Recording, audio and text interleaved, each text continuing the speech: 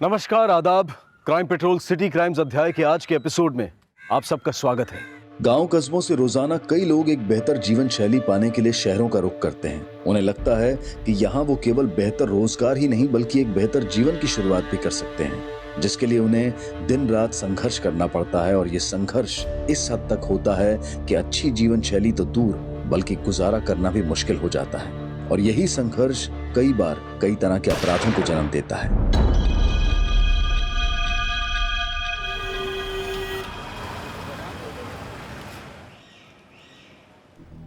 दया, डब्बा तैयार करो, हमको बहुत देर हो रहा है। हाँ हाँ बस कर रही हूँ, ला रही हूँ। दीदी, पापा को बोलो ना, सब स्कूल में कहते मेरी पूंछ निकल आई है, मैं बंदर हूँ। अदिति, पंकज, चलो स्कूल के लिए लेट हो रहा है, जल्दी जल्दी अपने टिफिन अपने अपने बैग में डालो। चलो आ जाओ।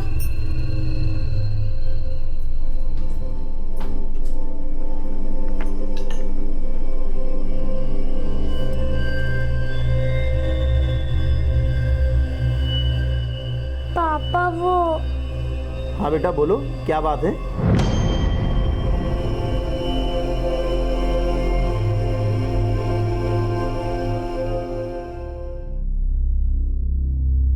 क्या बात है बेटा, कुछ कहना चाहते हो हमसे? बोलो, क्या हुआ?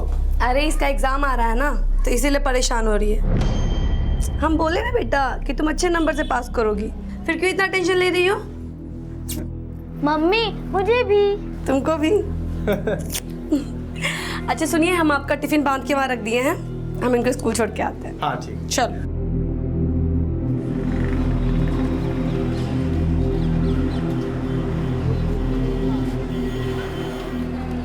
अरे रुको,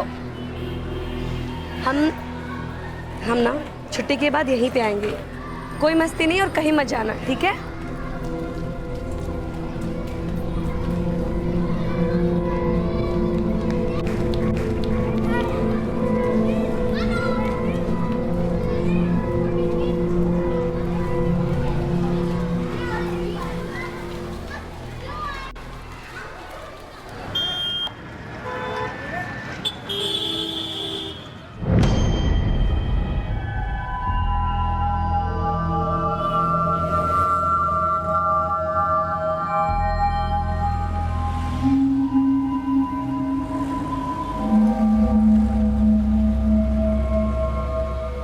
अंकल एक आइसक्रीम देना।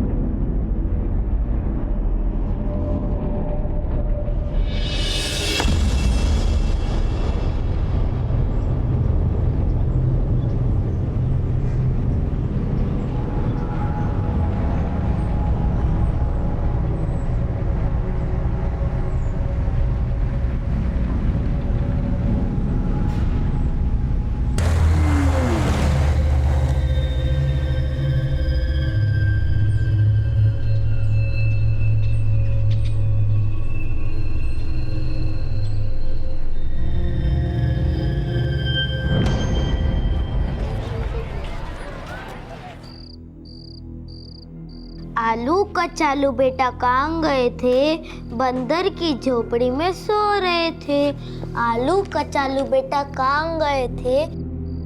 दीदी, मम्मी को बता दूं, आज आप सुबह में स्कूल के बाहर गए थे।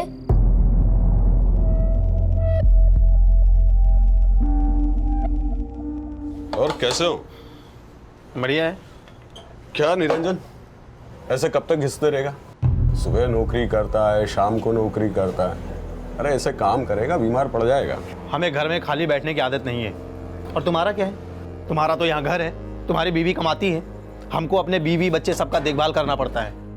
दिल्ली में हमको फ्लैट खरीदना है अपना। क्या हुआ? तू ऐसी चिंदी चिंदी नौकरियां कर कर दिल्ली में फ्लैट खरीदेगा? तू, ये दिल्ली है, यहाँ फ्लैट खरीदना इतना आसान नहीं है। मेरी बात मान, अपनी बीवी को भी काम पर लगा दे। हम तुम्हारी तरह अपनी बीवी का कमाई नहीं खाते हैं, समझ गए? और तुम्हारा क्या है? तुम्हारे तो बच्चे हैं नहीं, हमारे 2-2 बच्चे हैं, कौन देखभाल करेगा उनका? हमारी बीवी काम पर जाएगी, कौन संभालेगा बच्चों को? बहुत गर्म मिजाज है तू। ये शहर ना हम जैसे लोगों को जिल्लत की रोटी खाना सिखा देता है, इसलिए कहता हूँ कि अपनी बीवी को काम पर लगा दे, समझा? ये क्या बदतमीजी है निरंजन? हाँ? तूने जिल्लत की रोटी खाना सीख लिया है ना? अब ज्यादा चपड़ चपड़ करेगा ना तो इससे भी बुरा हाल करूंगा, समझ गया? अपना काम कर।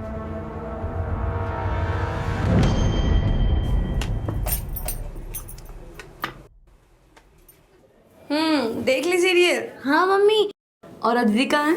वो दूसरा शो देखने लगी क्या? नहीं मम्मी, दीदी तो पहले आ गई। अदिति तो घर पे आई नहीं, कहाँ है वो?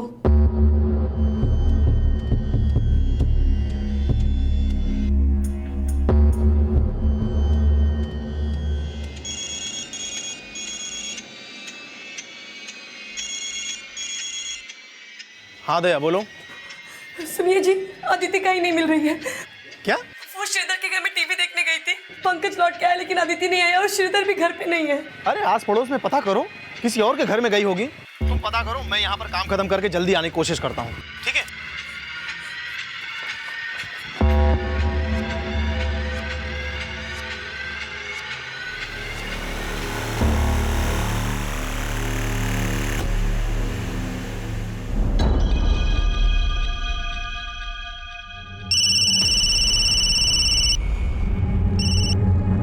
हाँ दया, हम चारों तरफ देख लिए, कहीं कुछ पता नहीं चल रहा है। हमको तो बहुत चिंता हो रहा है। आते हैं।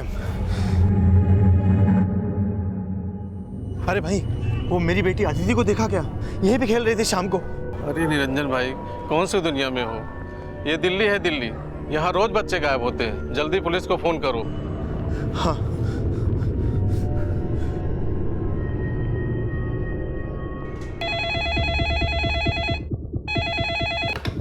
Hello, control room.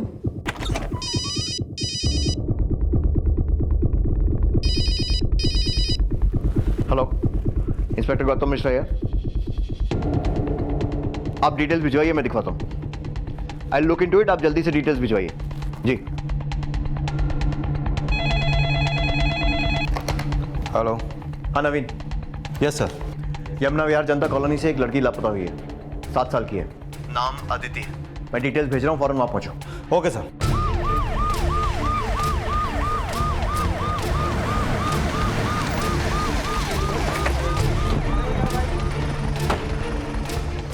ये निरंजन यादव कहाँ रहता है? उसकी बेटी गायब हुई है ना? हाँ सर, ये इधर आइए। सर, हम तो अपने काम पर थे। दया का फोन आया कि अदिति नहीं मिल रही है। हमारा बेटा पंकज, अदिति हमारे पड़ोसी श्रीधर के यहाँ टीवी देखने गए थे। आपके पड़ोसी ने क्या कहा आपसे? सर, दोनों बच्चे करीब 9:15 के आसपास श्रीधर भैया के घर पे टीवी देखने गए थे। हम खुद अपनी आंखों से देख के आए थे। ये लोग कुछ छुपा रहे हैं सर। रेणुका, सबसे पहले उस कब्रिस्तान से ये कंफर्म करो कि इन्होंने आमिर को वहीं दफनाया है या नहीं। लेकिन जब अदिति नहीं आई तो हम दोबारा गए, वहाँ पे कोई नहीं था। सर, श्रीधर तो खुद हमारी दुकान पर आया था जहाँ हम काम करते हैं, 10 बजे करीब। 9:15 बजे आपकी बीवी ने श्रीधर को आपके बच्चों के साथ उसके घर पे देखा, और जैसा कि आपने बताया कि 10 बजे वो आपसे मिलने आपके सेठ की दुकान पर आया। आपकी सेठ की दुकान है कहाँ? यही पास में। लेकिन श्रीधर तो बोल रहा है कि जब वो हमारी दुकान पर आया था तब दोनों बच्चे टीवी देख रहे थे उसके घर में। श्रीधर भैया, अदिति कहाँ है? वो आपके घर टीवी देखने आई थी पंकज के साथ। पंकज आया लेकिन अदिति नहीं आई, कहाँ पे है वो? हम तो तभी निकल गए थे वहां से, और दोनों को बोल भी दिए थे कि हम बाहर जा रहे हैं और तुम लोग टीवी देख लो, तो दरवाजे की कुंडी बाहर से लगाकर घर चले जाना। क्या लगता है गुप्ता, ये श्रीधर का हाथ है क्या बच्ची के गायब होने में? कनेक्शन हो भी सकता है सर, क्योंकि बच्चे उसी के घर में टीवी देख रहे थे। ठीक है, फिलहाल बच्ची का फोटो सर्कुलेट करवाओ और आसपास पूछताछ करो। मैं पहुंच रहा हूँ। Okay sir. अदिति को गायब हुए 2 घंटे बीत चुके थे, लेकिन अब तक अदिति से जुड़ी कोई भी लीड सामने नहीं आई थी। वहीं अदिति के माता पिता को कई तरह की आशंकाएं घेर चुकी थीं, जो किसी भी तरह के नतीजे से ज्यादा भयावह थी।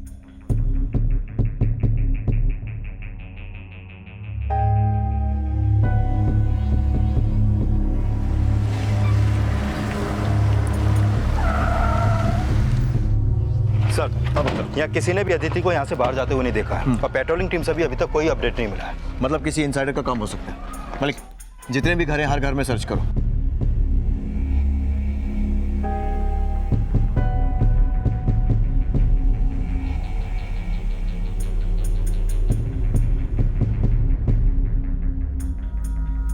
अदिति का भाई कहाँ है जो उसके साथ टीवी देखने गया था? वो तो रो रो के सो गया है अंदर। आपने कुछ पूछा उससे, कुछ बताया उसने? सर वो कह रहा है कि अदिति श्रीधर के घर से पहले ही निकल गई थी अपने घर आने के लिए। श्रीधर कहाँ रहते हैं? यही पड़ोस में।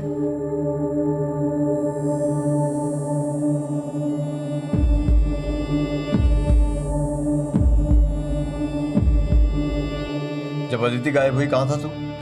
साहब वो निरंजन जहाँ काम करता है ना उसके बराबर में दारू का ठेका है, वहीं गया था दारू लेने के लिए। लेकिन साहब जब मैं घर से निकला था ना तब अदिति और पंकज टीवी देख रहे थे। वापस आया तो पता चला कि अदिति गायब हो गई। अकेला रहता है घर में? नहीं साहब, बीवी भी है। वो पास ही में एक फैक्ट्री है, वहाँ पर एम्ब्रॉयडरी का काम करती, नाइट शिफ्ट है उसकी साहब। वो रोज काम करती है और तू रोज दारू पीता है? हाँ, नहीं मतलब कभी कभी मन करता है तो पी लेता हूँ। अदिति के गायब होने में तेरा हाथ तो नहीं है ना? अरे नहीं साहब, वो तो मेरी बेटी जैसी थी। और जब अदिति गायब हुई थी तो मैं तो घर पर था ही नहीं, निरंजन के साथ था। चाहो तो आप उससे पूछ लो साहब। सर बिल्डिंग में हर जगह देख लिया लेकिन कुछ पता नहीं चला। छत पर देखा? नहीं सर।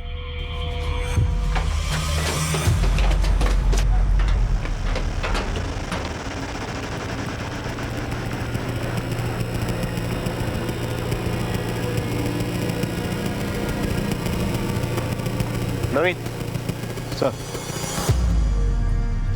ये आजू बाजू की बिल्डिंग से भी कोई यहाँ आ सकता है और अदिति को लेके जा सकता है। संजय बाजू की बिल्डिंग में पता करो। सर हो सकता है कि अदिति का किडनैप किया गया हो और ये मामला फिरौती का हो। लेकिन सर अदिति के घर वालों की हालत देख के लगता नहीं है कि मामला रैंसम का होगा। और एक बात सर, किसी ने ना तो अदिति के चीखने चिल्लाने की आवाज़ सुनी और ना ही किसी ने उसको किसी के साथ जाते हुए देखा है।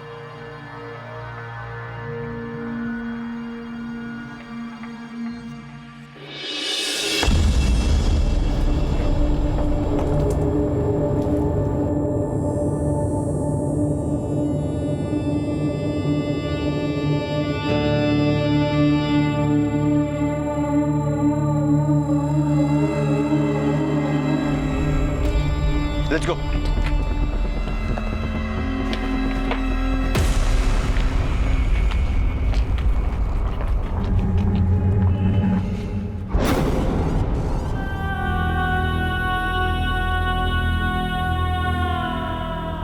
अदिति, अदिति, अदिति, किसे मारा हमारी बच्ची?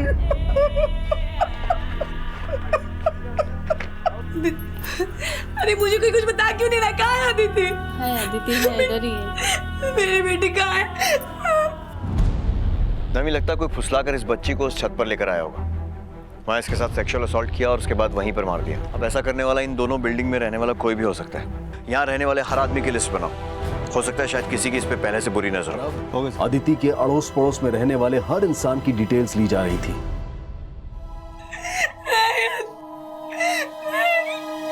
क्या बिगाड़ा था ना मेरी बेटी से? किसी का क्यों मारा उसे?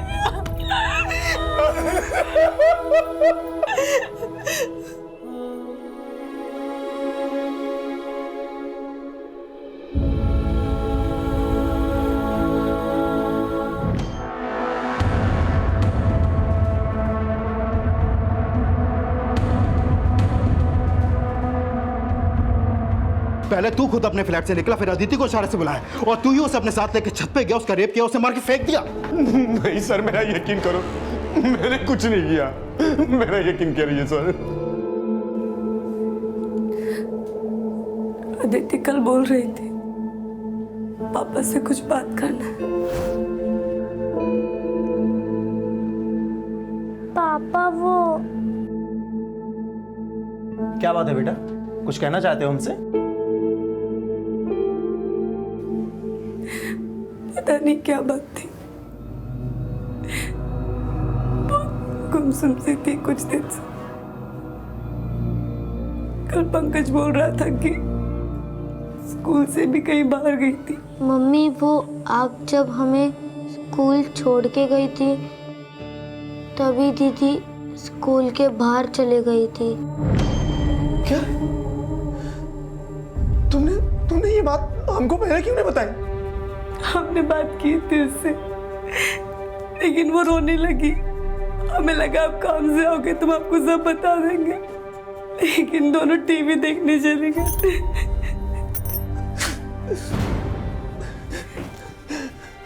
है बेटा, पंकज बेटा, दीदी स्कूल से कहाँ गई थी? कुछ पता है तुम्हें? ये पंकज भी तो टीवी में ही घुसा रहता है। इसकी दीदी कहाँ गई इसको कुछ पता नहीं चला। बेटा याद करने की कोशिश करो, जब तुम और दीदी टीवी देख रहे थे तो दीदी कहाँ चली गई थी? कुछ जानते हो बेटा? पापा, हम और दीदी टीवी देख रहे थे, तभी एक दाढ़ी वाले अंकल हमें दरवाजे से देख रहे थे। दाढ़ी वाले?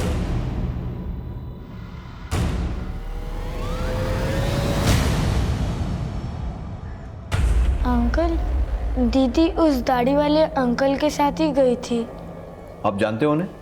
कौन थे वो?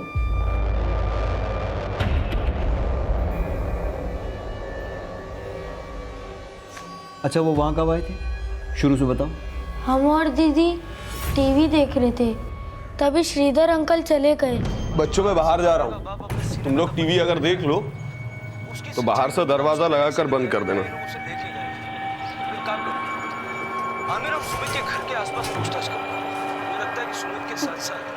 दी एक सेकंड रुको ना, खत्म होने को है, साथ में चलेंगे।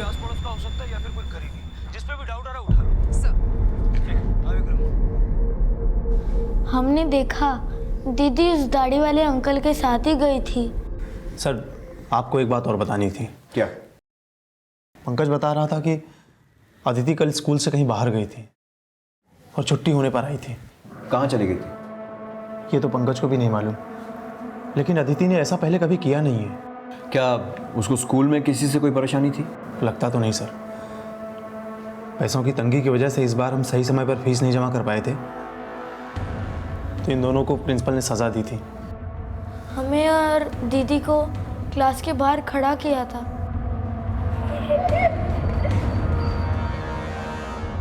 सब बच्चे हम पे हंस रहे थे। कौन से स्कूल में पढ़ते हैं दोनों? यमुना विहार स्कूल। इनके स्कूल में पता करवाओ और इनके आसपास रहने वाले जितने भी दाढ़ी वाले लोग हैं सबकी शिनाख्त का बंदोबस्त करो। Okay sir. अदिति के भाई पंकज के बयान के आधार पर अब माना जा रहा था कि अदिति के साथ उस रात जो कुछ भी हुआ था उसमें किसी दाढ़ी वाले आदमी का हाथ था, और अदिति के भाई से उनके घर के आसपास सभी आदमियों की पहचान करवाने की कोशिश की जा रही थी। वहीं पुलिस की एक टीम अदिति के स्कूल में भी पूछताछ कर रही थी। सर, वैसे अदिति तो स्कूल कभी बंक नहीं करती, मुझे लगा वो कल एब्सेंट होगी। लेकिन हमें पता चला है कि फीस ना भरने की वजह से अदिति और उसके भाई को पनिशमेंट दी गई थी। सर वो साहब, ये लड़की अदिति बहुत ही हंसमुख है, मैंने कभी परेशान नहीं देखा ऐसे। लेकिन साहब, जब से ऐसे पनिशमेंट दिया गया है तब से गुमसुम रहने लगी है। सिर्फ पनिशमेंट की वजह से गुमसुम हुई या वजह कुछ और ही थी? कैसी वजह साहब? अदिति के भाई पंकज ने अदिति को किसी दाढ़ी वाले आदमी के साथ जाते हुए देखा था। आपके स्कूल में कोई ऐसा है जिसके दाढ़ी है और जो अदिति के साथ कुछ गलत? आई डोंट नो सर, आप सबसे पूछ सकते हैं। आपके बेटे पंकज ने आस पड़ोस में रहने वालों तो किसी को भी आइडेंटिफाई नहीं किया है। श्रीधर के अलावा कोई और है जिस पर आपको शक है? दया, कहीं ये सिकंदर बाजवा तो नहीं? ये सिकंदर बाजवा कौन? सर, अदिति बहुत शरारती थी। एक बार खेल खेल में ही बाजवा के बेटे पे बस पेन की स्याही डाली थी उसने।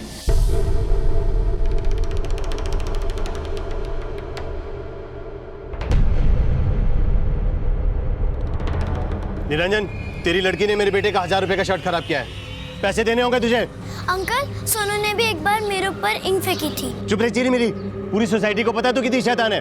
अगर तेरे बाप ने इसका पैसा नहीं दिया ना तो हमारी बेटी से ठीक से बात कर। सर, मैं तो कल आगरा में था, आज ही सुबह लौटा हूं, आप चाहो तो चेक करवा लो। हाँ नवीन, बोलो। सर, स्कूल के गेट कीपर से एक इन्फॉर्मेशन मिली है। कैसी इन्फॉर्मेशन? साहब, कल छुट्टी से पहले अदिति को एक आदमी स्कूल के बाहर छोड़ के गया था।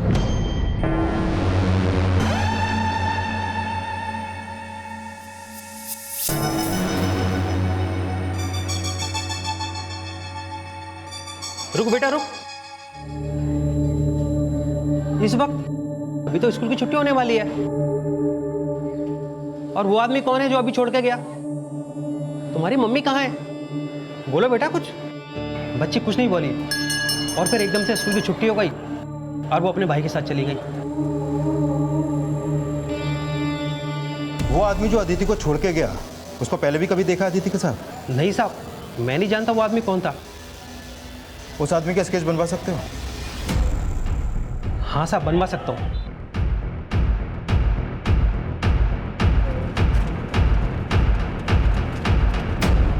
सर, अदिति का पोस्टमार्टम करने वाले डॉक्टर का कॉल आया था। उनका कहना है कि अदिति की बॉडी पर सेक्सुअल असॉल्ट के कोई साइन नहीं है और उसकी बॉडी पर जो चोट के निशान है वो भी उसके मर्डर के बाद के हैं। उसका मर्डर गला काट के ही किया गया सर। लेकिन गुप्ता, खून के छींटे उस बिल्डिंग की छत पर थे जहां अदिति रहती थी। मतलब उसका मर्डर वहां पे करके उसे दूसरी छत पर फेंका गया। गुप्ता, अगर अदिति के साथ सेक्सुअल असॉल्ट नहीं हुआ है तो फिर इसके मर्डर का क्या मोटिव हो सकता है? उस बच्ची का या उसके परिवार का ऐसा कौन दुश्मन हो सकता है जो इतनी बेरहमी से एक बच्ची को मारेगा? लेकिन अदिति के भाई का कहना है कि उसने किसी दाढ़ी वाले के साथ अदिति को जाते हुए देखा था। दीदी उस दाढ़ी वाले अंकल के साथ ही गई थी। सर, श्रीधर तो कुछ नहीं कबूल रहा है। तो फिर सर ऐसा कौन दाढ़ी वाला हो सकता है जिसने अदिति का मर्डर किया?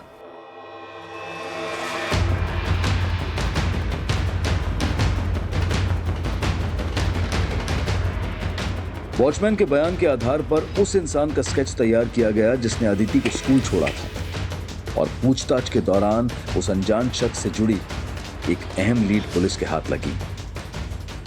साहब, इस आदमी और बच्ची को तो मैंने देखा यहाँ। इस बच्ची ने मुझसे आइसक्रीम खरीदी और सीधा पार्क में चली गई।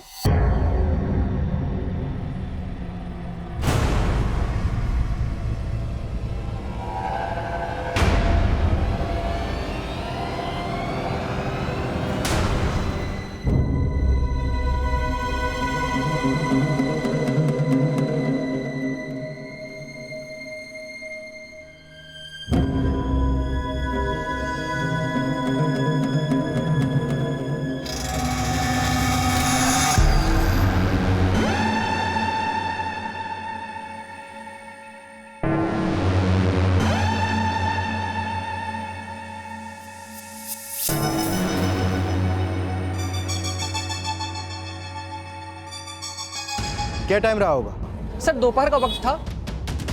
इस बच्ची और इस आदमी के बारे में कुछ और जानते हो तुम? सर, इस आदमी के बारे में तो नहीं, लेकिन इस बच्ची के बारे में जानता हूँ सर। ये अक्सर जो है हमारे यहाँ आइसक्रीम खरीदने आती थी सर ये। लेकिन सर कल इसके पास 100 के कई सारे नोट थे। अरे इतने सारे पैसे कहाँ से लाई बिटिया? आपसे मतलब 10 रुपए काट के 90 रुपए वापस करो। हिसाब किताब में तो बिटिया बहुत तेज हो। पहले तो 10-10 रुपए वाली आइसक्रीम 5-5 रुपए में खा के जाती थी, दोस्तों को भी खिलाई। ये पुराने वाले 100 रुपए भी रख लो। मैं जो दोस्तों के साथ खाए थे ना वो भी रख लो और ये एक्स्ट्रा वाले भी रख लो। अरे अरे बिटिया बिटिया बिटिया बिटिया बिटिया, ये लो, हमने अपने पैसे काट लिए और ये पैसे ले लो।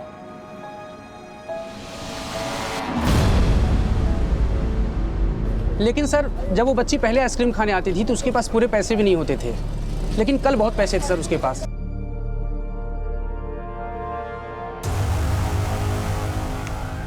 यही वो आदमी है जिसे अदिति के साथ देखा गया था स्कूल के बाहर। पहचानते हैं इसे? नहीं सर।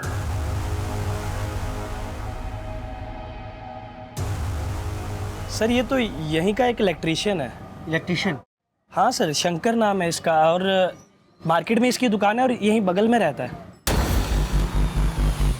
साहब मुझे क्यों गिरफ्तार कर लिया? सब पूरी बात तो बताइए। साहब मैं मानता हूँ दोपहर को उस बच्ची को मैंने उसके स्कूल के बाहर छोड़ा, लेकिन साहब मैंने ऐसा कुछ भी नहीं किया। तो फिर अदिति के साथ पार्क में कर क्या रहा था तू? मैं पार्क के पास से जा रहा था तो उस बच्ची को मैंने पार्क में अकेले देखा। बेटा क्या हुआ, स्कूल नहीं गया आज क्या? लेकिन साहब उसने मुझसे कोई बात नहीं की। साहब वो काफ़ी घबराई हुई लग रही थी, इसलिए मैंने उसे स्कूल के बाहर छोड़ दिया जाके। सर आजकल आए दिन बच्चों के साथ पता नहीं क्या क्या होता रहता है, इसलिए मैंने इंसानियत के नाते उस बच्ची को स्कूल के बाहर छोड़ दिया। तू बातें तो बहुत अच्छी कर रहा है, लेकिन तेरी बातें सुनकर एक कहावत याद आ गई, मुंह में राम बगल में छुरी। साहब आप कहना क्या चाहते हैं? यही कि शायद गंदी नज़र से तू उससे रोज मिलता हो और पैसे का लालच देकर उससे जान पहचान बढ़ा रहा था। नहीं साहब हमने ऐसा कुछ भी नहीं किया। वो हम पता लगा लेंगे।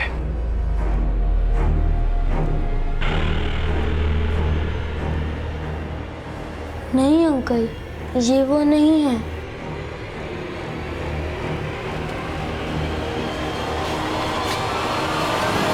एक बात और पता चली हमें, उस दिन अदिति के पास 600-700 रुपए थे। आइसक्रीम वाले ने भी उसके पास पैसे देखे थे और उसके स्कूल से भी ये बात कंफर्म हुई है। और उसके एक दिन पहले भी उसके पास 100 के नोट मिले। क्या? उसके पास इतने पैसे कहाँ से आए? तो तुमने वो पैसे उसे नहीं दिए? सर, हमारी हालत ऐसी नहीं है कि हम बच्चों को इतने पैसे दे सकें। तो फिर इतना पैसा उसके पास कहाँ से आया? सर, हमारी समझ में तो कुछ भी नहीं आ रहा है। शायद तुम्हारी बीवी को कुछ मालूम है। क्या अदिति के पास 100 के नोट? लेकिन वो कहाँ से लाएगी इतने पैसे? दया, यही तो हम भी नहीं समझ पा रहे हैं। और पंकज ने भी पुलिस के सामने यही बोला कि इसने अदिति के पास बहुत सारे पैसे देखे। क्यों? हाँ, दीदी ने मुझे चॉकलेट खरीद के दी थी, तभी मैंने बहुत सारे पैसे देखे।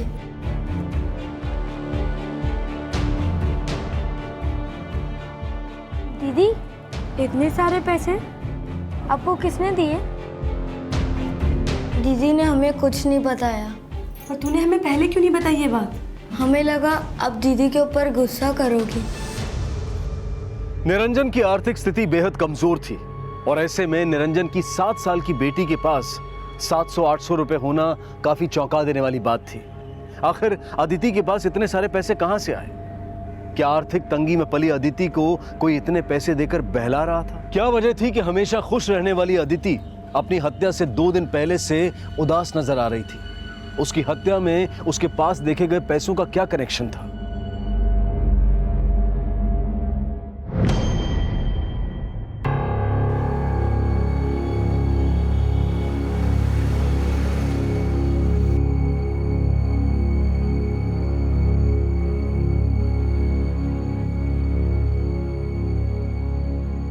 सेठ जी, हम आपके जिस फ्लैट में रहते हैं उसका किराया 5,000 से ज़्यादा नहीं है और हम शाम को 4 बजे से लेकर रात 11 बजे तक जितना काम आपके लिए करते हैं उसकी तनख्वाह कम से कम 7,000 होना चाहिए। कायदे से आप 5,000 काट के 2,000 कैश मुझे और दो। तुमने खुद माना था कि तुम मेरे यहाँ पर नौकरी करोगे और मैं तुमसे भाड़ा नहीं लूंगा। जो बात तय हुई थी ना उसी पे रहो तुम। अरे वो बात तो तय हुए, कितना समय बीत गया है, तब से महंगाई कितनी बढ़ गई है। मेरे जिस फ्लैट में तुम रह रहे हो ना उसका भी किराया बढ़कर 7,000 हो गया। चुपचाप यहाँ पर काम करो वरना नौकरी से भी जाओगे और जिस फ्लैट में तुम रह रहे हो ना वहां से भी निकाल दूंगा तुम्हें मैं। गुप्ता, ये निरंजन का बेटा बोल रहा है कि इसने अदिति को किसी दाढ़ी वाले के साथ देखा था। दीदी उस दाढ़ी वाले अंकल के साथ ही गई थी। लेकिन किसी को आइडेंटिफाई नहीं कर रहा है। अब इसने वाकई में किसी को देखा था या नहीं, चक्कर कुछ समझ में नहीं आ रहा है। सर 7 साल का बच्चा हो सकता है उसने चेहरा ठीक से न देखा हो, लेकिन ये साफ है कि बच्चे श्रीधर के घर में टीवी देख रहे थे और अदिति के पास पैसा था। श्रीधर बेकार है, कोई काम धंधा नहीं करता और ऊपर से शराबी भी है, तो हो सकता है कि अदिति के पास इतना पैसा देखकर उसके मन में लालच आ गया, वही अदिति को छत पर ले गया और पैसे छीनने के चक्कर में उसको मार दिया होगा। सर, मैंने अदिति के पास कोई पैसा नहीं देखा। माना कि साहब मैं खुद कुछ नहीं कमाता हूँ, लेकिन मेरी बीवी तो कमाती है ना साहब, वो खुद मुझको पैसा देती दारू के लिए। साहब, आप बिना किसी सबूत के मेरे पति पर कैसे इल्जाम लगा सकते हैं? उसने दाढ़ी रखी है, इसका मतलब ये थोड़ी ना कि वो किसी की भी जान ले सकता है। आप निरंजन से क्यों नहीं पूछते? उसने भी तो पहले दाढ़ी रखी हुई थी। आपका क्या मतलब है? एक बाप अपनी बेटी को। साहब, आप उसे जानते नहीं हो, वो बहुत गुस्से वाला है। एक बार तो उसने अपने छोटे भाई की जान लेने की कोशिश भी की थी।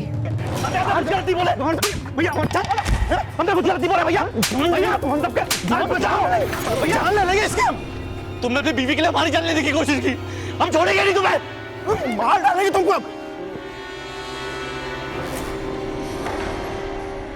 माना साहब कि मेरा पति दारू पीता है, लेकिन निरंजन तो उससे भी ज्यादा गुस्से वाला है। देखिए साहब, हम नहीं जानते कि उसकी बेटी को किसने मारा है, लेकिन हम सच कह रहे हैं कि हमारे पति ने कुछ नहीं किया है। सर, हमारी और हमारे छोटे भाई की आपस में कभी नहीं बनी और इसीलिए उसकी जान लेने की कोशिश की। जान लेने की कोशिश नहीं सर, बस थोड़ी सी मारपीट हुई थी। क्यों? दरअसल सर, दया दूसरे जात की है। 8 साल पहले हमें उससे गांव में प्रेम हो गया था। हमारे घर वाले नहीं चाहते थे कि हम उससे शादी करें, फिर भी हमने दया से शादी की। उसको लेकर यहाँ दिल्ली आए। यहाँ हम छोटी मोटी नौकरी करने लगे। हम अपने घर वालों को दिखाना चाहते थे कि हम उनके भरोसे नहीं हैं। अपनी कमाई से दिल्ली में खुद का घर खरीदेंगे। कुछ टाइम पहले हमारा भाई अविनाश दिल्ली हमारे घर आया। देखो भैया, हम यहाँ पर इसलिए आए हैं क्योंकि माँ बीमार है और तुमसे मिलना चाहती है। तुमको तो कभी उनका फिक्र हुआ नहीं है, लेकिन वो तुमको याद कर करके मर रही है। हाँ तो ठीक है, मिलाएंगे माँ से, और क्या। और अकेले ही जाना। अपने बीवी बच्चा को लेके गए तो उन्हें देखते ही मर जाएगी वो। इन्हें अपना दुश्मन मानती है वो। अपनी उल्टा बीवी और उसके बच्चों की शक्ल कभी अम्मा को दिखाना मत। अपनी क्या गलत बोल रहा है? भाभी के बारे में क्या बोल रहा है? क्या बोल रहा तू? मारोगी मुझे? मैं नहीं निकलता। भैया बाहर निकल। अविनाश ने हमारे बीवी बच्चों के बारे में बहुत गंदा बोला, बर्दाश्त नहीं हुआ। गांव कहाँ है तुम्हारा? बलिया, लेकिन अविनाश यहीं रहता है, दिल्ली में। दिल्ली में कहाँ? यहीं पास में गोकुलपुरी। सर शायद निरंजन का इंटरकास्ट मैरिज करने का खामियाजा उसकी बेटी अदिति को उठाना पड़ा हो सकता है कोई निरंजन के बीवी बच्चों को मारकर उसे अकेला करना चाहता हो, जिससे वो गांव वापस चला जाए। हो सकता है। गुप्ता इसके भाई से मिलो और पता करो। Okay sir.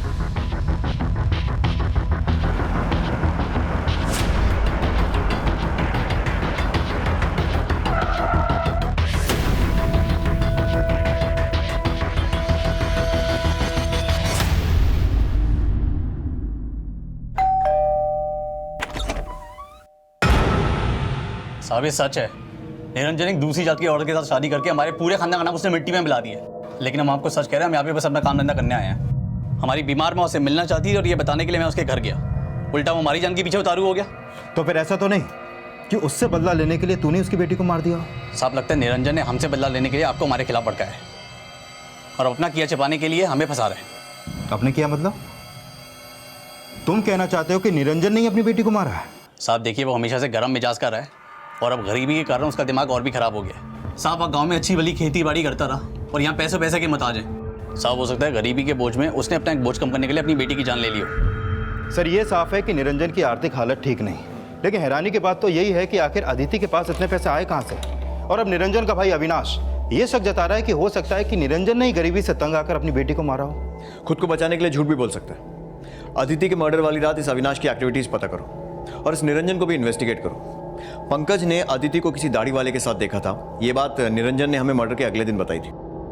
अंकल, दीदी उस दाढ़ी वाले अंकल के साथ ही गई थी। हो सकता है उसी ने अपने बेटे को ये बात पढ़ाई हो और उसके बाद कभी श्रीधर और अब अपने खुद के भाई अविनाश पर शक जता रहा है। निरंजन जहां पर काम करता है वहां से उसके घर पहुंचने में मुश्किल से 5 से 7 मिनट लगते हैं। पता करो कि मर्डर वाली रात को 9 से 10 के बीच में वो कहीं गायब हो सके। Okay sir.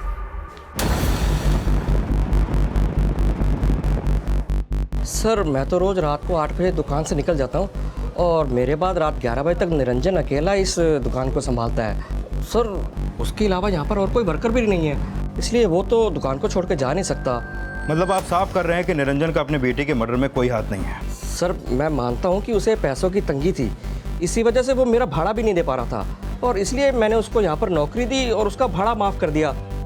निरंजन के बेटे का कहना है कि अदिति को मारने वाला कोई दाढ़ी वाला था और दाढ़ी तो आपने भी रखी हुई है। नहीं सर ऐसा कुछ भी नहीं है, उस रात दुकान के बाद मैं तो शाहदरा चला गया था। सर एक बात पता चली, ये माला और श्रीधर का किसी तांत्रिक से काफ़ी मिलना जुलना है। तांत्रिक? जी सर, उनकी शादी को 8 साल हो गए हैं लेकिन उनके घर पे कोई बच्चा नहीं है। सर कहीं ऐसा तो नहीं कि अदिति का मर्डर किसी बली वली के चक्कर में किया गया हो?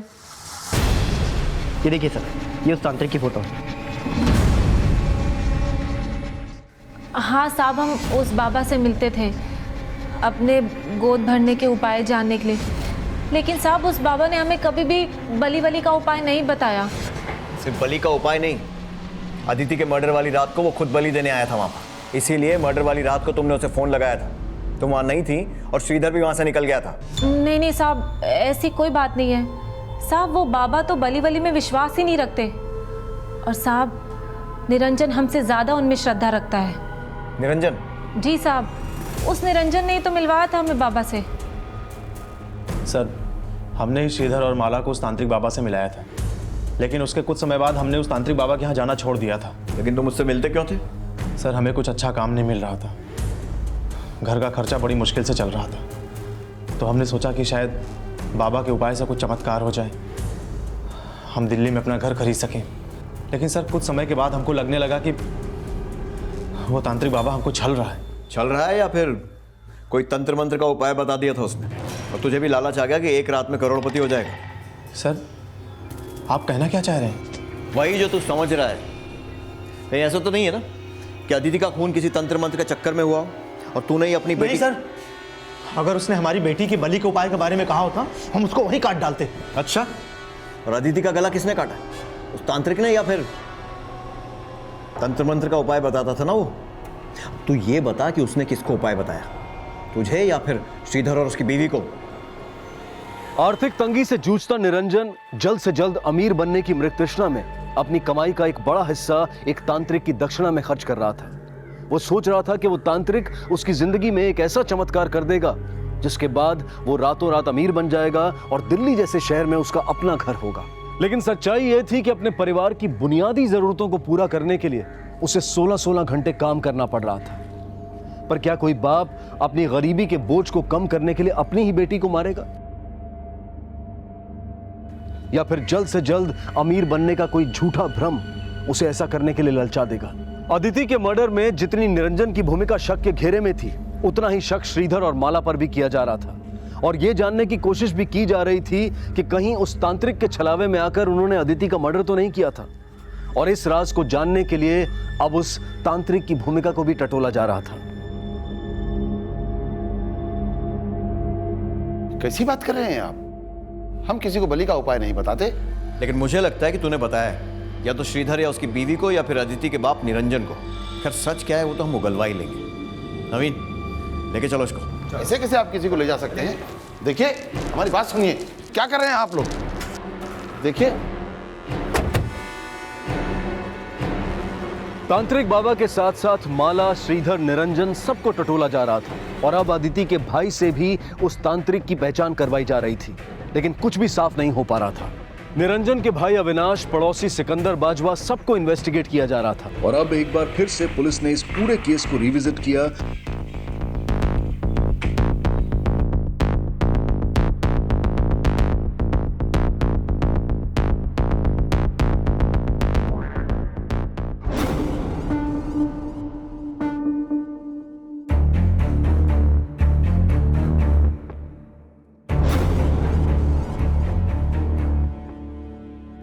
पापा वो हाँ बेटा बोलो, क्या बात है?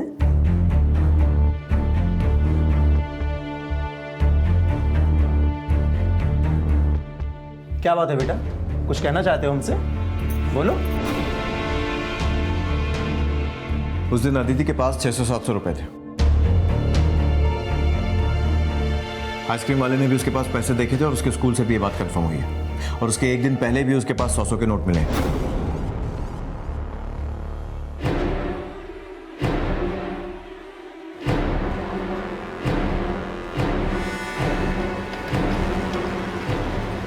जिस एरिया में अदिति का मर्डर हुआ था, वहां के तकरीबन 400 लोगों के कॉल रिकॉर्ड्स खंगाले गए और बहुत जल्द पुलिस के हाथ एक अहम लीड लगी।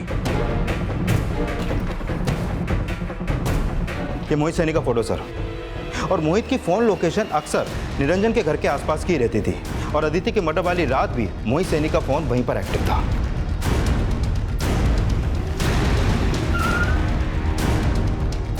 सर मैंने क्या किया सर? सर मैंने क्या किया सर?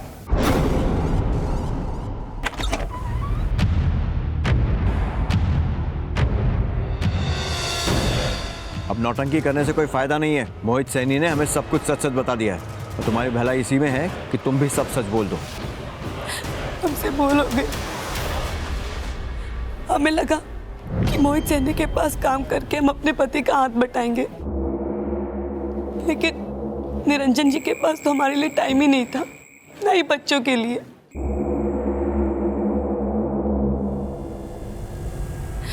मोहित के यहाँ काम करके हमें पता ही नहीं चला कि कब हम दोनों एक दूसरे के इतने करीब आ गए। फिर एक दिन निरंजन जी हमसे बोले, बच्चों को तुम्हारी ज़रूरत है। हम इतने काबिल हैं कि अपनी कमाई से हम अपने बीवी बच्चों को पाल सकते हैं। तुम ये काम छोड़ दो बस। हमने काम छोड़ दिया था, लेकिन मोहित और मेरी फ़ोन पे बात होती थी। जब बच्चे स्कूल जाते थे तो कभी कभी मोहित घर पे भी आता था।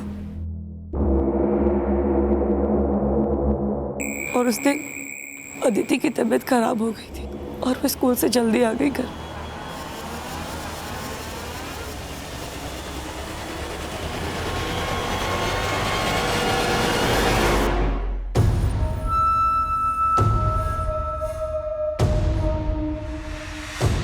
अदिति अपने पापा को कुछ ना बताए, इसीलिए हमने मोहित से पैसे लेके उसको दिए थे।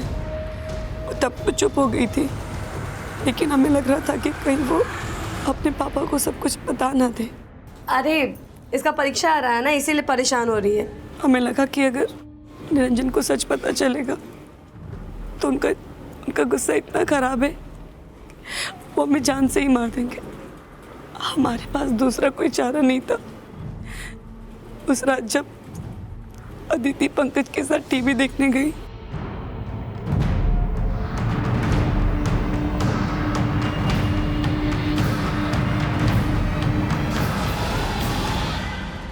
हम अदिति को बुलाने गए तो वहाँ श्रीधर था।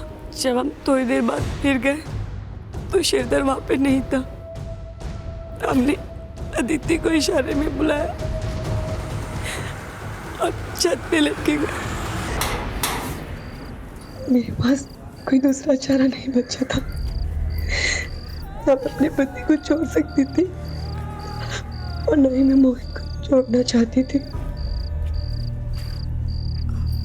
बेटा, मम्मी से गलती होगी, मम्मी को माफ कर दे।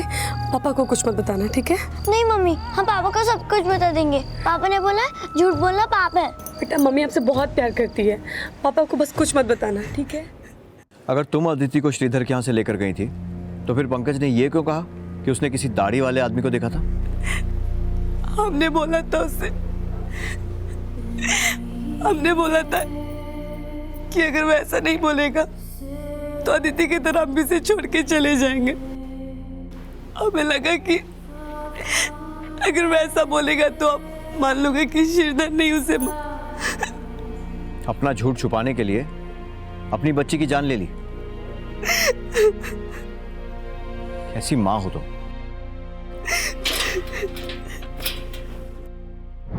माना कि दया ना अच्छी माँ बन पाई और ना ही अच्छी पत्नी, लेकिन क्या निरंजन अच्छा पिता और पति बन पाया? बड़ा काम, अपना घर और अपने बड़े बड़े सपनों को पूरा करने के लिए वो हर संघर्ष करता रहा, लेकिन अपने परिवार से दूर होता गया। उसके पास ना बच्चों के लिए वक्त था ना बीवी के लिए, और उसके गुस्सैल स्वभाव ने उसकी बीवी के लिए वो दरवाजे भी बंद कर दिए जिसमें शायद वो अपने एक गुनाह के लिए उससे माफी मांगने की कोशिश कर सकती थी। लेकिन उसके डर ने उससे एक गुनाह को छिपाने के लिए ऐसे कई गुनाह करवा दिए जिसने पूरे परिवार को बिखेर कर रख दिया। नमस्कार, आदाब। क्राइम पेट्रोल सिटी क्राइम्स अध्याय के आज के एपिसोड में आप सबका स्वागत है। कहते हैं कि परिवार जब साथ होता है तो ज्यादा महफूज होता है, लेकिन आए दिन जिस रफ्तार से भारत के शहर प्रगति कर रहे हैं उसी रफ्तार से परिवार भी बिखरते जा रहे हैं। शहरों में बड़े घर में बड़े परिवार साथ तो रहते हैं, लेकिन एक ही छत के नीचे अलग आशियाना बसा लेते हैं, और कई बार यही दूरी अपराध को जन्म देती है।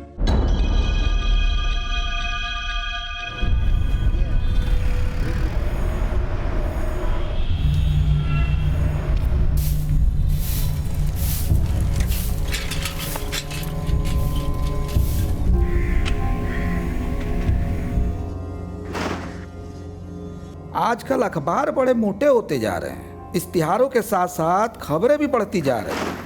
हमारी सुबह इन्हीं अखबारों की ताज़ा खबरों की रद्दी ढोने से शुरू होती है।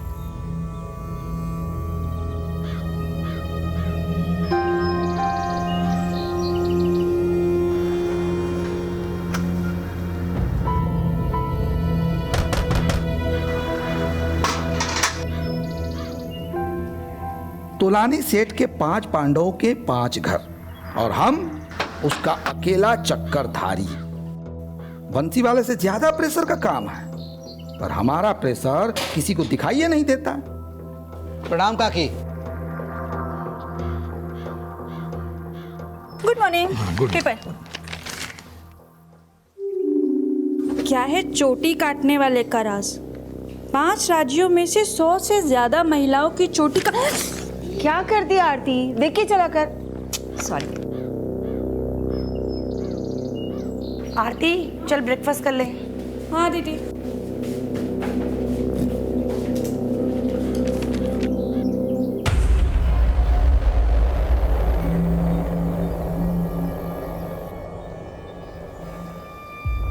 राजेश जी, वो चाची की गाड़ी बीच रास्ते में आ रही है, उसे हटवा देना। हाँ, अब तो पुताई हो गई है, बहुत दिक्कत हो रही है आने जाने में। प्रकाश, तू चौकीदार से क्यों बात कर रहा है? मुझसे बात कर। जब पुताई वाले उस पर रंग डाल रहे थे तब तो किसी को गाड़ी नजर नहीं आई, अब बड़ी दिक्कत हो रही है।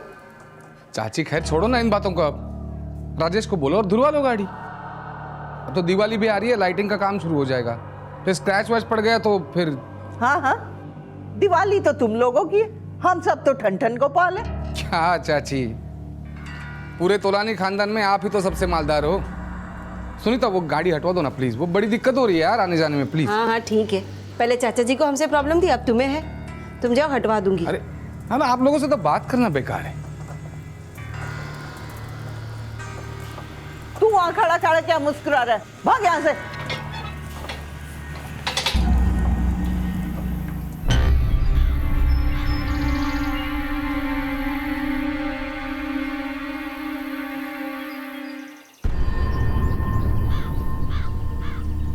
राजेश। जी जी रोहित बाबा, आ रहा हूँ आ रहा हूँ। जी रोहित बाबा, ये गेट क्यों खुला है? रोनित बाबा, हम तो दूध अखबार और फूल देने के लिए गए थे। आपके ताऊ जी के बेटे हैं ना प्रकाश जी, वो बाहर गए थे, शायद उन्होंने ही खोल दिया होगा। ध्यान रखा करो जी, और गेट के पास रहा करो हमेशा। जी जी। माँ, मेरे और नीलम के साथ जो होना था वो तो हो गया, अब कुछ भी करके आरती की शादी करा दीजिए। किससे करा दूं? 36 लड़के वाले इसको देख के जा चुके हैं, पर इस पगली को तो कोई पसंद ही नहीं करता। क्या बोला? अरे हाँ आंचल बोल। आंचल दीदी का फोन। अरे क्या कर रही लड़की बात? हाँ दी, आपको पता माँ ने मुझे वापस पगली बोला। अच्छा ठीक है, मैं मनाली से वापस आऊंगी तब माँ से बात करती हूँ। अब मनाली जा रहे हो? सेकेंड हनीमून, मेरा तो फर्स्ट भी नहीं हुआ। अरे क्या नाप शनाप बके जा रही है? कोई उससे फोन लेके दे, मुझे बात करनी है आंचल से। नहीं पहले मुझे ला मेरी बात करा। नहीं पहले मुझे बात करनी है। मुझे बात करनी है। नहीं आरती, नीलम दीदी को फोन दो, मुझे नीलम दीदी से बात करनी है।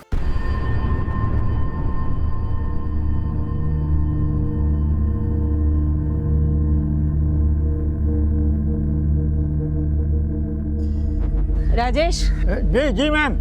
गेट बंद कर लेना। आप जाइए, मैं खाना खाने के बाद गेट बंद कर देता हूँ, जाइए आप।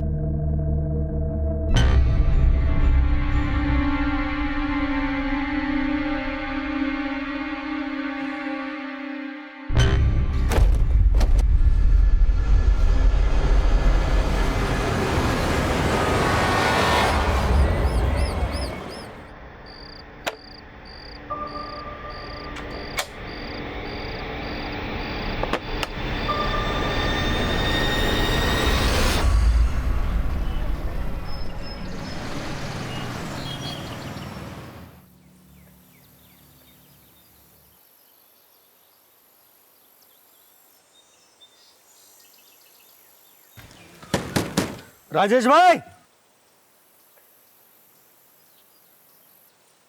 राजेश भाई,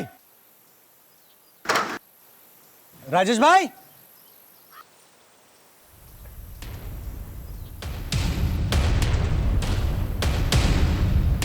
राजेश भाई,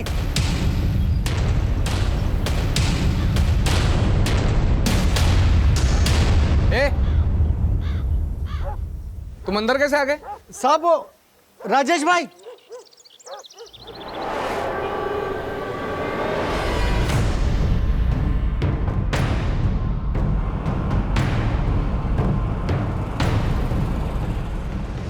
ये आइए, एक सेकंड।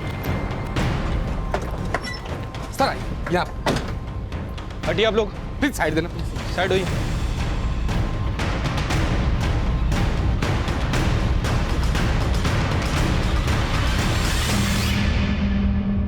सर ये सिक्योरिटी गार्ड था हमारा, ये जब दूध वाला दूध देने आया तो इसने इसकी लाश देखी। घर में कोई चोरी वगैरह हुई है? आप लोगों से पूछ रहा हूँ, कोई चोरी वगैरह हुई क्या घर में? नहीं सर, नहीं सर, हम में से किसी के घर में चोरी तो नहीं हुई है। फिर आपके सिक्योरिटी गार्ड का मर्डर किसने किया? वो हम कैसे बता सकते हैं सर, हम लोग तो सो रहे थे। आप लोगों ने रात में कोई आवाज़ सुनी, कोई शोर शराबा? नहीं सर, ऐसा होना नामुमकिन है, हम सबके घर साउंड प्रूफ है सर। आप सबके घर मतलब आप लोग तोलानी फैमिली से नहीं है क्या? नहीं सर, हम सब तोलानी फैमिली से ही है। हुआ था ये कि हमारे चाचू ताऊ जी वो सब कुल मिला के 5 भाई थे, तो हमारे दादाजी ने पूरी प्रॉपर्टी के 5 हिस्से किए और हर एक को एक एक घर बंधवा दिया। तो घर अलग अलग है लेकिन मेन गेट एक ही है सर। तो मतलब ये अकेला 5 घरों का सिक्योरिटी गार्ड था? जी। नाम क्या है इसका और कहाँ का रहने वाला है? जी ये राजेश कुमार है। मलिक, बॉडी को पोस्टमार्टम के लिए भिजवाओ और ये गाड़ी हटवाओ। किसकी गाड़ी है ये सर चाची की गाड़ी है, मेरे ललिता चाची की। वो नहीं आई, मैं चाबी लेके आता।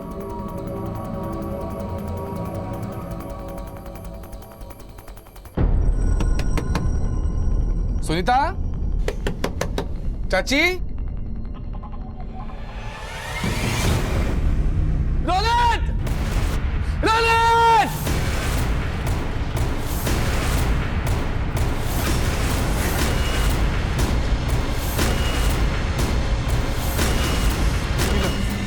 मैं जब आया तो दरवाजा खुला ही था और ये इधर।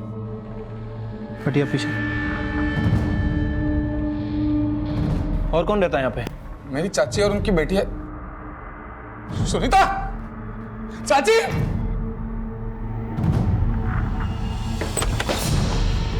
हाँ हाँ, दिवाली तो तुम लोगों की, हम सब तो ठन को पाले। हाँ हाँ ठीक है, पहले चाचा जी को हमसे प्रॉब्लम थी, अब तुम्हें है। हाँ दी, आपको पता माँ ने मुझे वापस पगली बोला।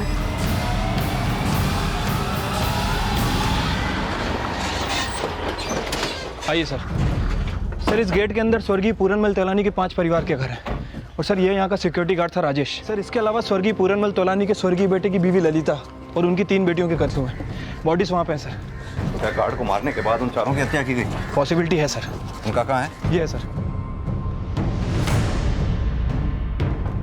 सर ये ललिता की दूसरे नंबर की बेटी है सर।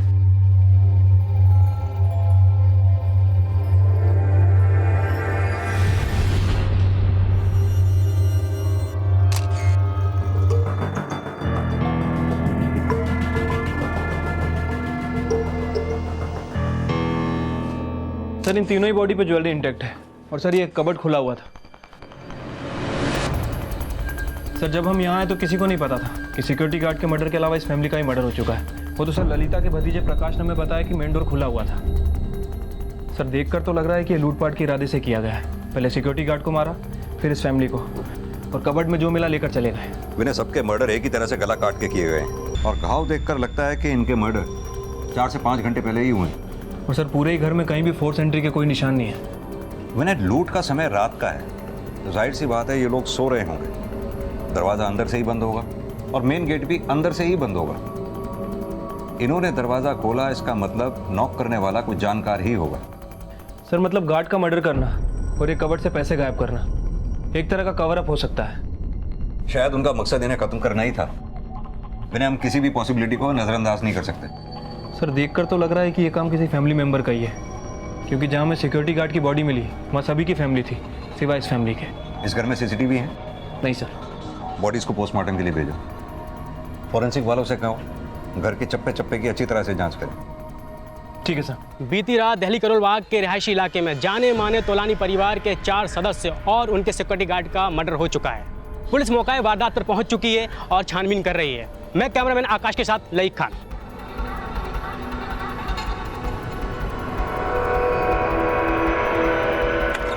आपको कितने बजे पता चला कि आपके गार्ड का मर्डर हो गया? सर सुबह 7 बजे सर। 7:05 पे आप लोगों का फ़ोन कंट्रोल रूम में आया। हमारी टीम यहाँ 7:30 बजे पहुंची। इस दौरान आप लोगों को ज़रा भी पता नहीं लगा कि ललिता जी और उनकी बेटियों की हत्या हो चुकी है? सर दरअसल ललिता ताई जी की फैमिली मेंबर से हमारी बातचीत बंद है, इसीलिए उनके घर कोई गया नहीं। ऐसी क्या वजह थी जो आप लोगों की बोलचाल बंद थी इनसे? नहीं सर, ऐसा बड़ा कुछ नहीं था सर। दरअसल चाची जी की उम्र हो गई थी तो बहुत चिड़चिड़ी हो गई थी। चाचा जी भी गुजर गए, उनका बेटा भी गुजर गया था, तो घर पे कोई मर्द था ही नहीं। कितना समय हो गया उन्हें गुजरे हुए? 15-16 साल हो गए। उनका बेटा सनी हरिद्वार गया था तो गंगा में स्विमिंग करते करते डूबने की वजह से उसकी मौत हो गई। उसके शौक से चाचा जी भी गुजर गए, बाकी रही ये सब औरतें। सच कहूँ तो बहुत डिप्रेशन में जी रहे थे वो। बड़ी बेटी सुनीता का डिवोर्स हो गया। मझली बेटी थी नीलम, उसके हस्बैंड की मौत हो गई।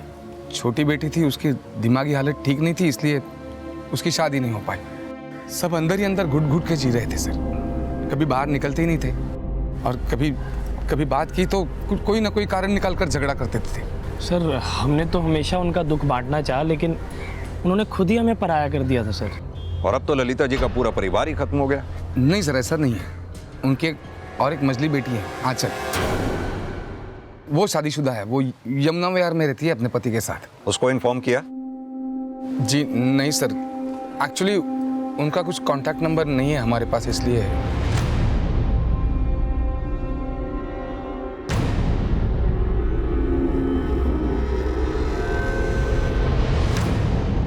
सर पूरे घर की तलाशी ले ली लेकिन कहीं भी कोई मर्डर वेपन नहीं मिला है। लेकिन सर ऊपर की अलमारियों में 37 लाख रुपए मिले हैं। मतलब कि बॉडीज पे जो गहने हैं उनके अलावा 37 लाख रुपए भी नहीं चुराए गए, और ये किसी को पता भी नहीं? हाँ सर, और इस घर में केवल लेडीज हैं, कमाने वाला कोई है नहीं। इनके पास इतना पैसा कैसे आया? सर ललिता चाची के यहाँ कोई कमाता तो नहीं था, लेकिन 25 सालों से उन्हें हर महीना किराया मिलता आया है। 37 लाख क्या सर, चाची ने तो करोड़ों जमा कर लिए थे। 70-80 लाख के तो सिर्फ गहने और जवाहरात होंगे उनके पास।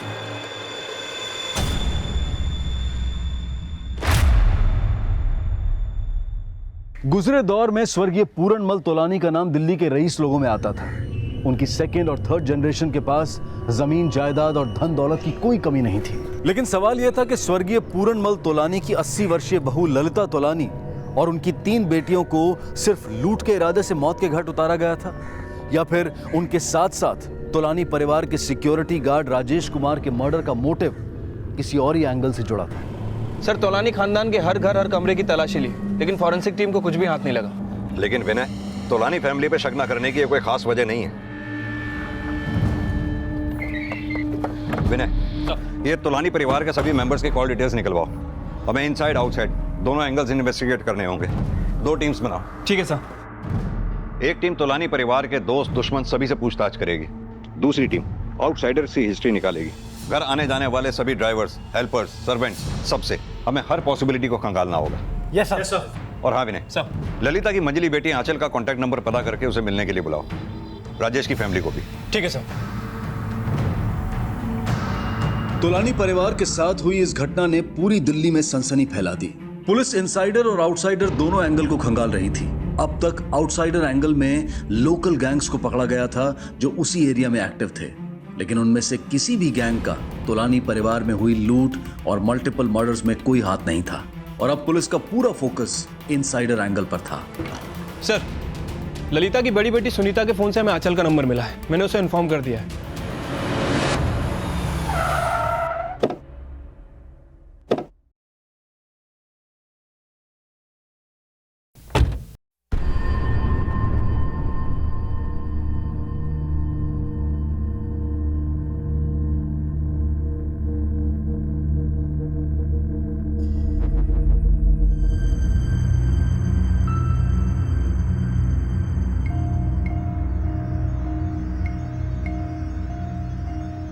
सर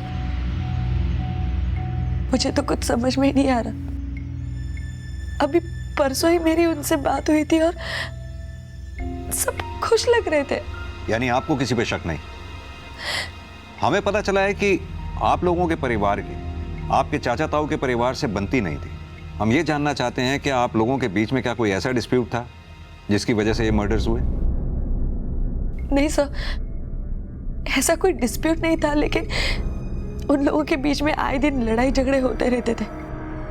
और अभी कुछ दिन पहले ही उन लोगों के बीच में बहुत बड़ा हंगामा हो गया था सर।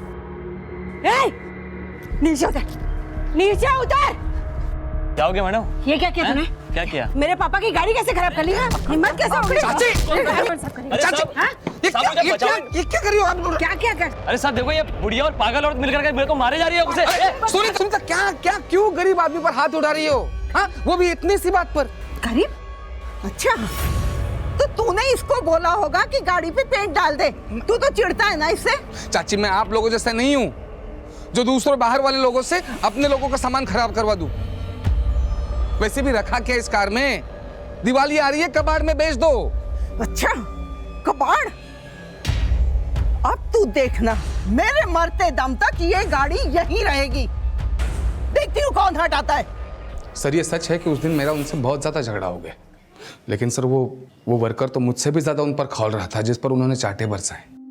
मैंने उसे समझाने की कोशिश भी की, लेकिन अगले दिन से तो वो आया ही नहीं। तो अब आप उस पुताई वाले पे शक जता रहे हैं? नहीं सर, मैं जो भी हो आपको बता रहा हूँ बस। लेकिन सर आप गलत मत सोचिएगा, हम में से कोई भी इतनी सी बात के लिए उनसे इतना बड़ा बदला नहीं लेगा सर। सर ये प्रकाश तो बात घुमाने में काफ़ी एक्सपर्ट लग रहा है। सर जब खुद पे बात आई तो उन पुताई वालों का नाम लेने लगा। इस प्रकाश को ऊपर से लेकर नीचे तक तो हम नाप ही लेंगे, लेकिन विनय ये बात तो तय है कि उर्मिला परिवार का पुताई वालों से झगड़ा हुआ था और उन्होंने पुताई वाले को पीटा भी था। इन पुताई वालों को उठा के लाओ, इनसे उगलवाओ। ठीक है सर।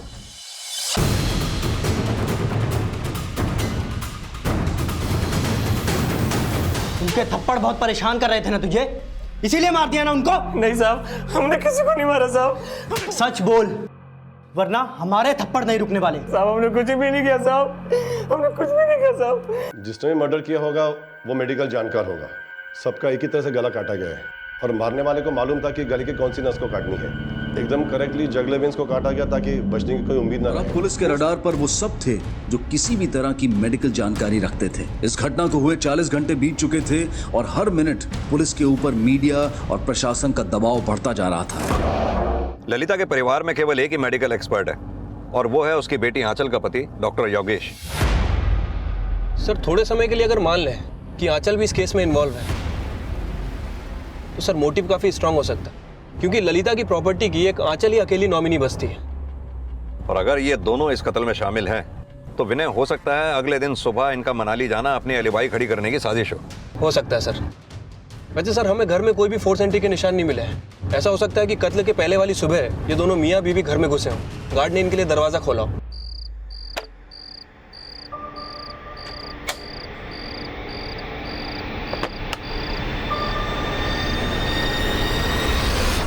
सबसे पहले इन्हें गार्ड का मर्डर किया और उसके बाद ललिता फैमिली के घर गए, ललिता की फैमिली को मारा और लूटपाट दिखाने के मकसद से एक अलमारी का सामान गायब कर दिया और बड़ी सफाई से फिर प्रकाश पे शक जताने की कोशिश की। विनय काम करो, बाकियों के साथ साथ इन दोनों मियाँ बीवी को भी अच्छी तरह से इन्वेस्टिगेट करो। ठीक है सर।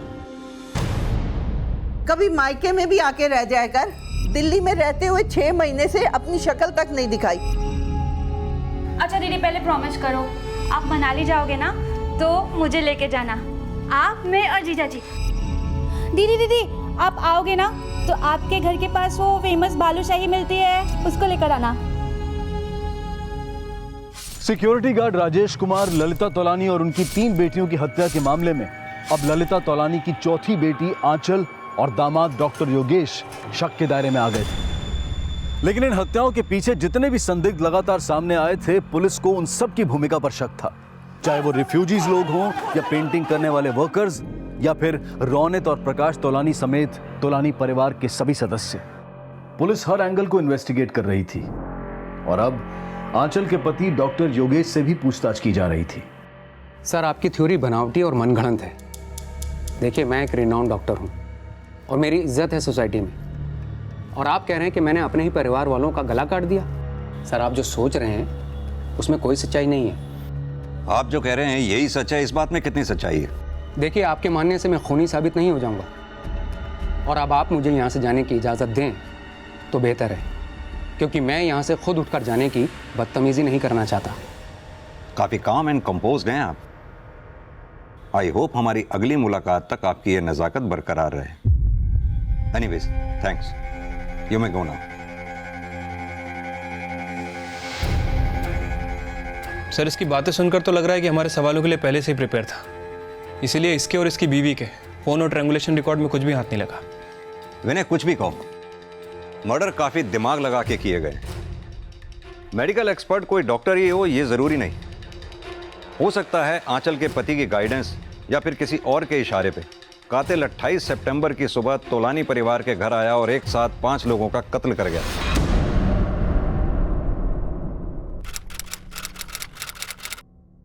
साहब हमारे पति 24 घंटा उनके यहाँ ड्यूटी करते थे, अपनी जिंदगी दे दी उन्होंने तोलानी खानदान की सेवा में, फिर उनको काहे मारा? उनका क्या कसूर था? देखिए हम आपका दुख समझ सकते हैं, हम बस ये जानना चाहते हैं क्या राजेश ने कभी आपको तोलानी परिवार के बारे में कुछ बताया था? मेरा मतलब तोलानी परिवार के बाकी सदस्यों का ललिता परिवार वालों से कोई झगड़ा, दुश्मनी? सब हम तो इंदरपुरी में रहते हैं और वो तो हमें कभी फोन करते नहीं थे। जब हमको पैसे का जरूरत होता तो हम ही फोन करते थे, तो वो बोलते अरे अभी कैसे पैसा भेज दे भाई, अभी तक हमको तनख्वाह नहीं मिला है। अरे वो आपसे इतना काम कराते हैं, इतने रईस लोग हैं, फिर तनख्वाह काहे नहीं दिए? अरे बहुत ही लालची टाइप के लोग हैं, हमारा तो मन उकता गया यहाँ पर काम करके। तो फिर छोड़ काहे नहीं देते उनका काम? अरे मन तो करता है छोड़ने के लिए, लेकिन जब भी ख्याल आता है ना तो सामने पूरनमल जी का चेहरा नजर आ जाता है। अब वो हमको बचपन से पाले हैं, नमक खाए हम उनका, ऐसे कैसे छोड़ दे काम? और मान लो कि अगर हम काम छोड़ देते हैं तो इस उम्र में हमको काम कौन देगा? हैं? चलो अब रखते हैं, ठीक है ना? अब जीते जी तो वो हमारे पति का खून चूस रहे थे और उनके घर डाका डालने वालों ने हमारे पति को ही जान से मार डाला। तोलानी परिवार के घर में डाका डाला था, ये बात आपसे किसने कही? वही उनके प्रकाश मालिक ने। 24 घंटा वो उनकी रक्षा में तैनात रहते थे, उनके लिए कितना जोखिम उठाते थे, और जीते जी वो उनकी तनख्वाह भी रोक के रखते थे, तभी वो हमको कोई पैसा नहीं भेज पाते थे। अगर राजेश आपको पैसा नहीं भेज पाता था तो फिर घर का खर्चा कैसे चलता था? सब शुरू में दिक्कत होता था, लेकिन अब हमारा बेटा नौकरी करने लगा है और थोड़ी मदद दामाद जी भी कर देते हैं। अरे सर, ये कैसी बात कर रहे हो आप? उसे सैलरी तो टाइम टू टाइम मिलती थी, और आपको पता है कितनी सैलरी थी उसको? 30,000 पगार था उसको। आप ही बताओ सर, आज के दिन में वॉचमैन को कोई 30,000 सैलरी देता है? लेकिन उसकी बीवी तो कह रही थी कि आप लोग उसे पैसे नहीं देते, सिर्फ इसी वजह से वो अपनी फैमिली को पैसे नहीं भेज पाता था। सर ऐसा कुछ नहीं था सर। सच तो ये है कि उस सिक्योरिटी गार्ड के खर्चे ही बहुत थे, बल्कि हम तो उसे राशन के लिए भी अलग से पैसे दिया करते थे। उसे कितनी बार समझाया था कि घर पे लाके राशन पका लिया करे, लेकिन वो था कि उसे काके के ढाबे से चिकन और मटन ऑर्डर करके मंगवाना था। इतना ही नहीं था सर, शराब भी पीता था, और वो भी महंगी वाली। और पूछो तो कहता था कि दिन भर काम करके थक जाता हूँ, इसलिए थोड़ी सी। मैंने पकड़ा था उसे, और जब भी पकड़ा मैंने बहुत डांटा उसे, लेकिन सर इतना डांटने पर भी उसकी आदत गई नहीं। अब आप ही बताइए सर, ये हर रोज चिकन मटन खाएगा, महंगी महंगी शराब पिएगा, तो घर में खर्चे के लिए पैसे थोड़ी देगा? सर इसी लापरवाही की वजह से यह सब कांड हुआ। मुझे यकीन है सर, जब ये सब हुआ वो जरूर नशे में होगा। अगर आप लोगों को अपने घर की इतनी चिंता थी तो रात में सिक्योरिटी के लिए दूसरा गार्ड क्यों नहीं रखा? कोई अकेला आदमी 24 घंटे ड्यूटी कर सकता है क्या? अरे सर, उसे कहाँ 24 घंटे काम था, आराम ही तो करता था। सुबह थोड़ी देर काम कर लिया, रात में पहरेदारी की, खत्म हो गया, बाकी टाइम आराम ही तो करता था। और सर उसे रात को जल्दी नींद नहीं आती थी, उसे रात को गेट के बाहर तफरी करने की आदत थी। और सर मुझे यकीन है रात को भी वो गेट खुला छोड़ के कहीं टहल रहा होगा, तभी तो उस रेफ्यूजी बस्ती के लोगों को अंदर घुसने का मौका मिल गया। ये राजेश तो अपने कर्मों से मर गया, लेकिन सर मेरी चाची और मेरी चचेरी बहन।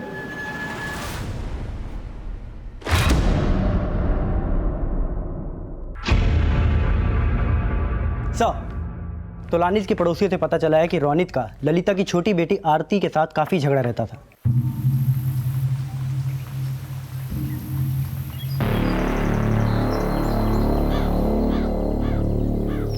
पागल है क्या तू? क्या किया तूने? छोड़ो माँ, मैं देखो। छोड़ मेरी बेटी को। देखो ताई जी इसने क्या किया, सारी टी शर्ट खराब कर दी, कल कचरा डाल दिया था, बंद करके रखा करो इस पागल को अंदर। तो पागल को पागल ही बोलूंगा ना। सर ये बात पता चलने के बाद मैंने रोनित के बारे में सब कुछ पता किया है। ये देखिए सर, मर्डर वाली रात 3 बजे तक रोनित पीतमपुरा में ही था, और मोबाइल लोकेशन के हिसाब से सुबह 4 बजे घर लौटा है। और सर पोस्टमार्टम रिपोर्ट के हिसाब से मर्डर भी तकरीबन 4 बजे से 5 बजे के बीच में हुए थे।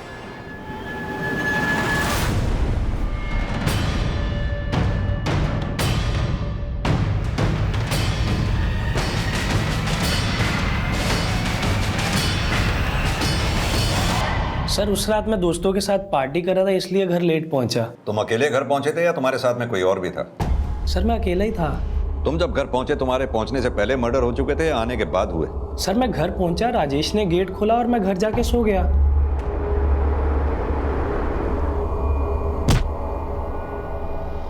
कुछ छिपा तो नहीं रहे ना? सर मैं कुछ नहीं छुपा रहा सर। सर मानता हूँ कि ललिता ताई जी और उनकी बेटियों के साथ हमारी बोलचाल बंद थी, लेकिन सर मुझे क्या फायदा होगा उनको मार के? उसी ललिता ताई जी की सबसे छोटी बेटी आरती को सरेआम पीट कर फायदा मिला था तुझे? सर वो तो बहुत पुरानी बात है सर। सर मानता हूँ कि मैं उन लोगों को पसंद नहीं करता था, लेकिन सर किसी भी वजह से मैंने उनको नहीं मारा sir. Please trust me.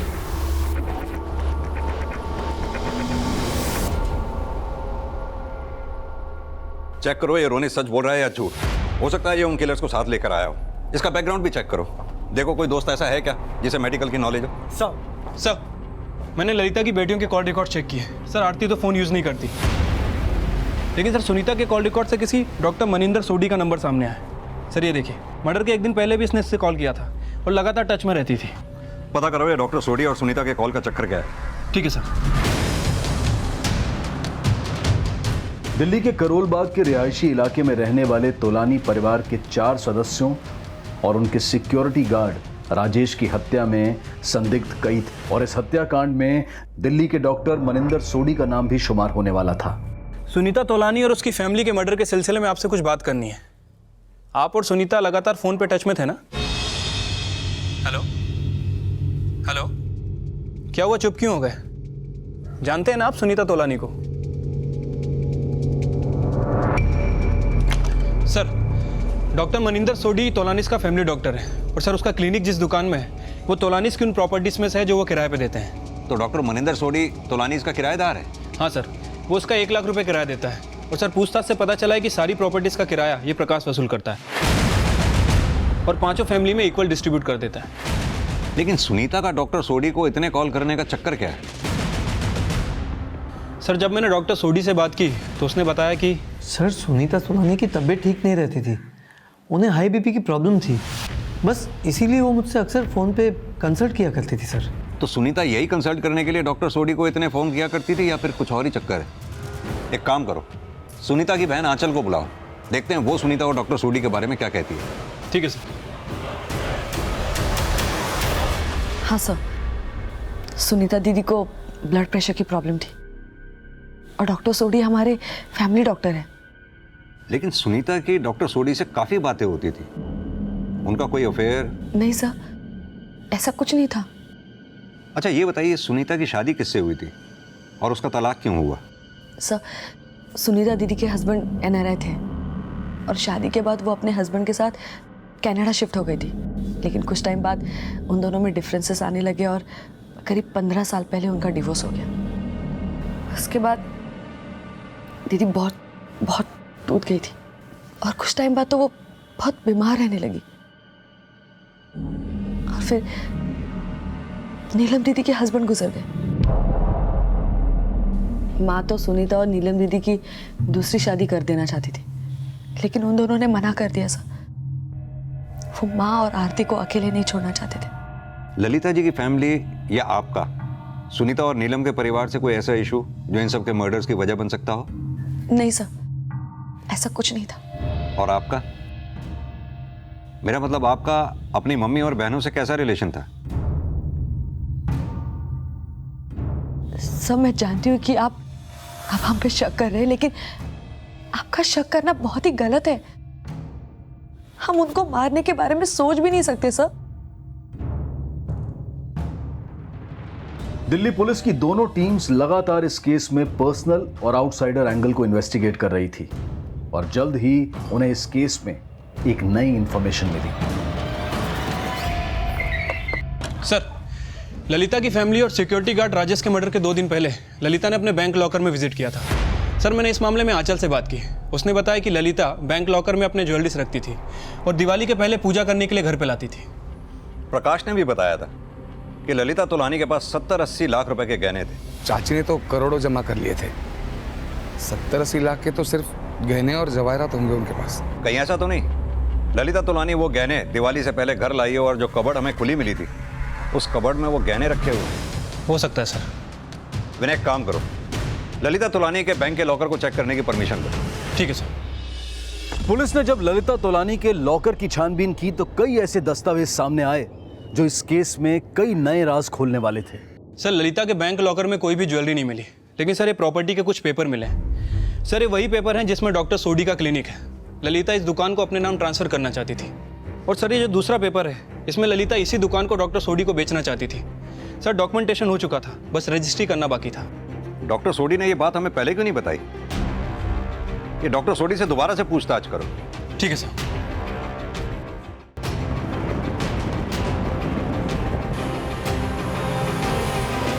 Sir ये जगह किराए की है, मेरा यहाँ क्लिनिक बहुत ही अच्छी तरह से सेट हो गया था, इसलिए मैं इस जगह को खरीदना चाहता था, लेकिन तोलानीस बेचने के लिए रेडी नहीं थे। अब सुनीता मेरी पेशेंट थी तो मैंने उससे बात करके अपना कंसर्न शेयर किया। देखिए सोडी जी, मैं जानती हूँ कि आप ये शॉप खरीदना चाहते हैं, लेकिन ये शॉप हमारे नाम पर नहीं है। लेकिन मैं इस प्रॉपर्टी में सिर्फ को पार्टनर हूँ और मैं जानती हूँ प्रकाश इस प्रॉपर्टी को बेचने के लिए बिल्कुल तैयार नहीं होगा। मैं जानता हूँ सुनीता, लेकिन अगर फिर भी तुम लोग ये प्रॉपर्टी अपने नाम करवा के मुझे बेच दो तो मैं मार्केट प्राइस से ज़्यादा देने के लिए तैयार हूँ। मैंने उसे बहुत ही अच्छा ऑफर दिया था सर, तो उसने कहा कि वो प्रकाश और अपने बाकी के घर वालों से बात करके वो शॉप अपने नाम करने की कोशिश करेंगे। चलिए ये कहानी तो अब आपने बता दी, अब ये भी बता दीजिए कि तोलानी फैमिली के मर्डर में आपका क्या हाथ है? ऐसा कुछ नहीं है सर, आप ही सोचिए ना, भला इन सब का मर्डर करके वो प्रॉपर्टी मेरे नाम थोड़ी ना हो जाती। प्रॉपर्टी आपके नाम नहीं हो जाती, लेकिन ये भी तो हो सकता है कि आपने प्रकाश के साथ कोई डील की हो। मैंने उस सोडी से कोई डील नहीं की सर, लेकिन ललिता चाची और उनकी बेटियां उस सोडी के बातों में आ गई थी। वो दुकान ललिता चाची अपने खुद के नाम करवाना चाहती थी। देख प्रकाश, प्रॉपर्टी से अपने हिस्से का किराया लेना हम बंद कर देंगे। तू बस अपने चाचू और ताऊ के घर वालों से बोल के वो दुकान हमारे नाम करवा दे। चाची ऐसा करते करते एक दिन सारी प्रॉपर्टी बिक जाएगी। आज आप डिमांड करिए, कल और कोई करेगा। उनके कहने पर मैंने हमारे परिवार वालों से बात की, लेकिन सब उस दुकान को उनके नाम करवाने के खिलाफ थे। बस उसको लेकर वो हमसे बहुत नाराज हो गई, गुस्सा हो गई और हमसे बात करना तक बंद कर दिया। और फिर तुम लोगों ने ललिता के हिस्से का किराया देना भी बंद कर दिया, और फिर मौका पाकर पूरी फैमिली को रास्ते से हटा दिया और उस डॉक्टर को भी अपनी तरफ मिला लिया। उसे लालच दिया कि वो दुकान उसके नाम बेच देंगे, और उसने तुम्हें आइडिया दिया कि किस तरह से ललिता की पूरी फैमिली को रास्ते से हटाना है ताकि एक भी मेंबर जिंदा ना बचे। यही हुआ था ना? आप कहने को तो कुछ भी कह सकते हो सर, लेकिन मैं इतना ही कहूंगा कि ऐसा कुछ नहीं है। इस केस में सस्पेक्ट्स की लिस्ट लगातार बढ़ रही थी, लेकिन पुलिस पूरी मुस्तैदी से अपराधियों को जेल की सलाखों के पीछे पहुंचाने के लिए लगातार सबूत इकट्ठा करने की कोशिश कर रही थी। लेकिन इस केस को सही दिशा में ले जाने के लिए पुलिस को अब भी काफी मशक्कत करनी थी। सर ये सभी शक के दायरे में और इन सभी को अच्छे से खंगाला, लेकिन इनमें से किसी के खिलाफ कोई सबूत हाथ नहीं लगा। विनय, अभी तक हमने सभी एंगल्स इन्वेस्टिगेट कर लिए, लेकिन एक एंगल अभी भी बचा हुआ है। मर्डर सिर्फ ललिता और उसकी बेटियों का ही नहीं हुआ, सिक्योरिटी गार्ड राजेश का भी हुआ है। यह भी तो हो सकता है कि हत्यारा राजेश को मारना चाहता हो। ललिता और उसकी बेटियों ने हत्यारे को विटनेस कर लिया, जिस वजह से वो बेचारी भी मारी गई। ये राजेश की वाइफ को थाने बुलाओ। ठीक है सर। साहब, हमारे पति की किसी से कोनो दुश्मनी नहीं थी, फिर उनको मार के किसी को कहाँ मिलेगा? ये तो आप ही हमें बताइए। आपका पति इतना कमाता था, फिर भी आपको पैसे नहीं बेचता था? साहब, आप हम पर शक कर रहे हैं? शक नहीं कर रहे, हम पूछ रहे हैं ऐसा कौन हो सकता है जिस पे आपको शक हो। ठीक है, आप जा सकते हैं।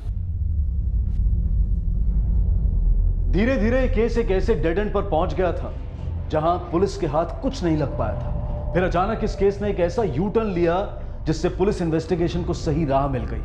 अब बस देर थी इसे अंजाम तक ले जाकर इस राज को बेपर्दा करने की कि आखिर उन हत्याओं के पीछे का असल मोटिव क्या था। सर, मैंने राजेश की फैमिली के बारे में पता किया है। सर, उसके 2 बच्चे हैं। बड़ा बेटा अंकुर, सर ये छोटी मोटी मजदूरी करता है, और सर उसकी बेटी की शादी इस विशाल नाम के लड़के से हुई है। विशाल रोहिणी के एक हॉस्पिटल में स्वीपर का काम करता है। हॉस्पिटल में स्वीपर? हाँ सर। वैसे मैंने इस अंकुर का बैकग्राउंड भी चेक किया। सर इसका बैकग्राउंड कुछ क्लियर नहीं है। इंद्रपुरी पुलिस ने इसे 2-3 बार छोटी मोटी चोरी के चक्कर में अरेस्ट किया है।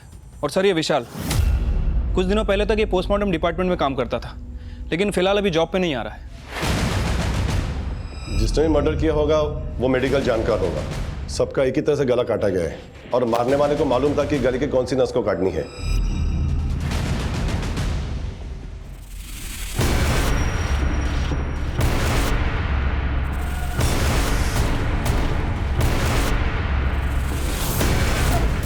क्या किया है? तुम लोगों ने मर्डर किया है। ललिता का पूरा परिवार लूट के लालच में खत्म कर दिया। सब क्या कह रहे हैं साहब आप? ये साहब हमने कुछ नहीं किया साहब। तूने अकेले ने नहीं, तेरे साथ तेरे जीजा ने भी मिलकर ललिता का पूरा परिवार खत्म कर डाला। साहब आप हमें क्यों फंसा रहे हैं? हम दोनों ने क्यों मारेंगे? 15 मिनट दे रहा हूं सिर्फ सच बोलने के लिए। बोलो, कौन सच बोलेगा?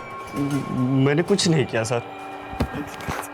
हमें सब पता है तुमने क्या किया है क्या नहीं किया। 28 सितंबर की रात तुम दोनों ललिता तोलानी के घर के बाहर थे। तुम दोनों के फोन स्विच ऑफ थे। सर मैंने अंकुर और विशाल इन दोनों के कॉल रिकॉर्ड चेक किए। 28 सितंबर की रात इन दोनों के फोन बंद थे। तुम लोगों ने एक साथ अपने फोन स्विच ऑफ किए और ना सिर्फ ललिता तोलानी का परिवार लूटा बल्कि उनका कत्ल करके दोनों फरार हो गए।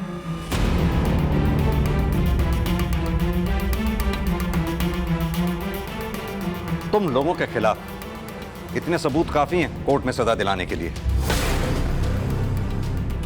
अगर खुद सच बताओगे तो शायद फांसी की सजा से बच भी जाओ, नहीं तो सीधा।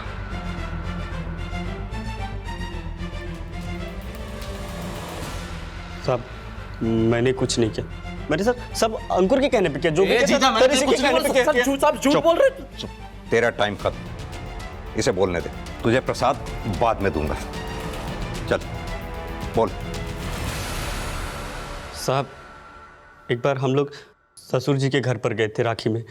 तुम्हारा बाप छोटी मोटी चीज नहीं है, तोनाली खानदान का गार्ड है। जानते हो वो करोड़ों में खेलते हैं। हर घर में लाखों करोड़ रुपया कैश होता है और उसकी सुरक्षा कौन करता है? हम करते हैं, वो भी अकेले। इतनी बड़ी आसामी है तो आपको तनख्वाह काहे नहीं देते? साहब ससुर जी ऐसा बोल रहे थे तो हमने सोचा कि क्यों ना हम क्या चोरी करते हैं। हम दोनों ने मिलकर उन्हें भड़काया और ये कहा कि जब तोलानी परिवार के लोग आपको टाइम पर तनख्वाह नहीं दे रहे हैं तो क्यों ना हम उनके यहाँ चोरी करते हैं। तो वो बोले कि नहीं बेटा, हमसे ही पाप नहीं होगा। अरे पापा, कब तक 24 घंटे की नौकरी में शरीर गलाओगे अपना? देखो बुढ़ापा आ गया है आपको, और वैसे भी कोई नहीं पूछने वाला आपको उधर। ससुर जी मान गए और उन्होंने बोला कि ललिता के घर चोरी करते हैं क्योंकि वहाँ सिर्फ औरतें रहती हैं। और उस रात हम लोग उनके घर के लिए निकल गए और उन्होंने बोला कि जैसे ही सारे लोग अंदर चले जाएंगे वो हमें बुला लेंगे। लेकिन सर एक लड़का 4 बजे रात को आया और उसके जाने के तुरंत बाद उन्होंने हमें अंदर बुला लिया साहब।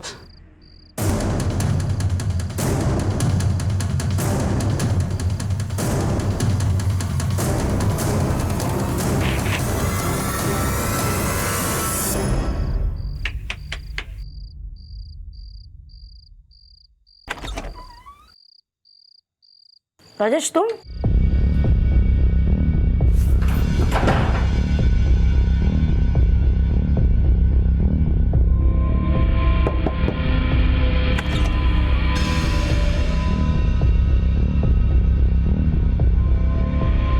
एक ही अलमारी से इतना कुछ मिल गया था कि और तुरंत वहां से निकल गए।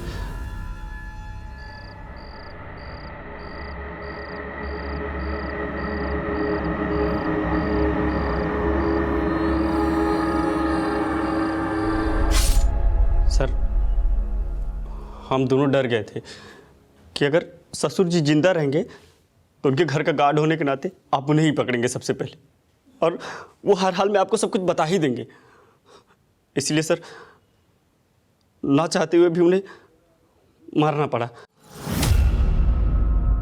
सिक्योरिटी गार्ड राजेश कुमार 30 सालों से तोलानी परिवार का वफादार था, लेकिन उसकी लापरवाह सोच और उसकी नशे की आदत ने पहले उसे अपने परिवार के दायित्व से भटकाया और फिर अपने बेटे और दामाद के छलावे में फंसकर वो कर बैठा जिसने ना सिर्फ उसकी अपनी बल्कि उसके मालिक के एक परिवार की जान भी ले ली। कहते हैं कि लालच एक ऐसी बला है जो अगर सर चढ़ जाए तो ईमानदार से ईमानदार इंसान का भी ईमान डोलने में देर नहीं लगती। अब मैं अनूप सोनी आपसे विदा लेता हूं, फिर मुलाकात होगी अगले एपिसोड में एक और चौंका देने वाले केस के साथ। तब तक अपना और अपने परिवार का ख्याल रखें और देखते रहें क्राइम पेट्रोल सिटी क्राइम्स। सबक एक को सीख हम सबको। जय हिंद। क्राइम पेट्रोल के और भी दिलचस्प कहानी देखने के लिए हमारे चैनल को सब्सक्राइब करें और बेल आइकॉन दबाना न भूलें।